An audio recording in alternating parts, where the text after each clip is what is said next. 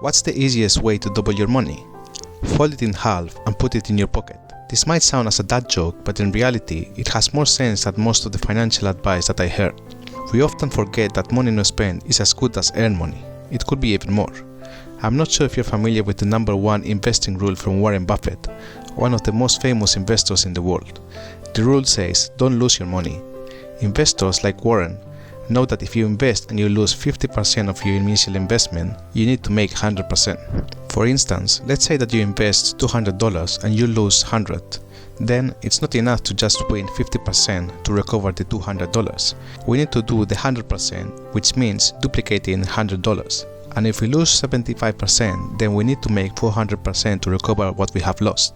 And that's only to recover what we have lost. The more we lose, the harder it is to recover, as it's shown on this table. Once you see it, you realize why it's better to not lose money, as recovering back, it's really hard. Then, how not to lose money? I'm going to share some advice that worked for me. Don't invest in suspicious things. Never invest with people that earn a commission from offering a product, or the ones that promise a big and fast return on your investment. Instead of looking for a fast return, we want to have a safe return on your investment. Of course, all investments have their risks, but the key is to look for investments that have a low risk in comparison to the profits. It also helps to have a long-term view on our investments, like 10 years or more, because if we try to multiply our money in the short term, then we're not looking at investment. That would be more like a speculation. Also, watch out that your expenses don't grow with your income. It's better to look at a certain level of life which we feel comfortable with living. Don't look for a better car, a bigger house, or the latest devices just for the fact that you can afford having them. You don't need to participate in the status games. There's no point in comparing yourself with the neighbors. If your expenses grow the same as your income, sooner or later they will get out of control. Having a minimalistic approach, it helps in not filling the house with unnecessary things. And before buying something, ask yourself twice, do I really need it? The next thing is to not lend money that you are not willing to lose.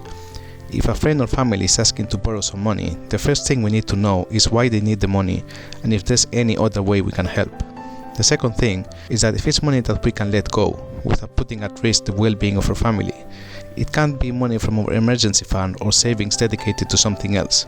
Lending money is a delicate issue, so if we are doing it, it should be an amount that we are comfortable with losing. If you need the money, it's better not to lend it in order to avoid future headache. Also, don't use consumer debt. Consumer debt is very expensive. If today I don't have $1,000 to buy a new phone, I can get a loan to get it right now. However, instead of paying $1,000, I will have to pay $1,200 in different installments. These are $200 lost on my future income. This is money that pretty sure you will need some time. There's a saying that says that if you buy things you do not need, soon you will have to sell things you need. The easy access to the money in the bank, it makes us buy things that we don't need. If you don't want to lose money and you like to sleep peacefully, the debts are not for you. Of course, you don't need to follow blindly these principles I mentioned in this video. Just pick and choose what you need and what fits the best in your situation. If you like the video, please give a like and subscribe to my channel. Thank you for watching.